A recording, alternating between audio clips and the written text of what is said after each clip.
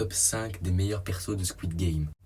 En top 5, je vais mettre le vieux de la saison 1. Sérieux, ce mec, il est trop chill, c'est une dinguerie. Même pendant l'épreuve des billes, il savait qu'il allait mourir parce qu'il a manipulé Ji-Hoon pour qu'il l'arnaque et tout. Et il savait qu'il allait mourir, il s'en battait les couilles, c'est une dinguerie. Limite, quand il est mort, bah voilà, il est mort quoi.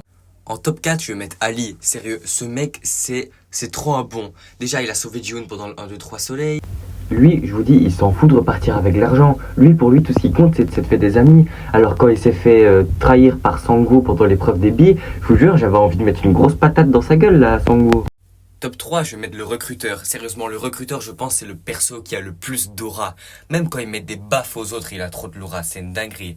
Son seul défaut, c'est que dans la saison 2, c'est un véritable fils de pute. Ce mec, il a aussi donné naissance à un des jeux les plus cultes de la saison 2. Maintenant, le pierre-feuille-ciseaux, t'enlèves une main. Ou même la roulette russe, où il est mort. Bon, sur la photo que je suis en train de vous montrer là, ça fait hyper gay ce qu'il fait, mais voilà.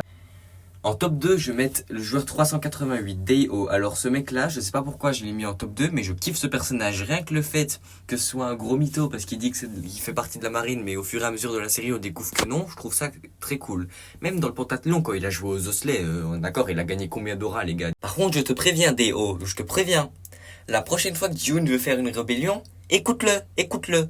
Ça t'apprendra de leçons parce que t'es mort comme un con, parce que t'as pas ramené les chargeurs et du coup, à cause de ça, il t'a détesté. Et en top 1, bien évidemment, la joueuse 120, les gars, la joueuse 120, c'est le perso qui, enfin, le ou la, je sais pas, le ou la perso qui a le plus d'aura de toute la série. Les gars, sérieusement, c'est le perso le plus chill du jeu. Vous aussi qu'elle a quand même aidé toutes ses potes, donc la joueuse 149 et la femme enceinte. Preuve du cache-cache, mais sérieux, regardez comment elle se battait avec tout le monde.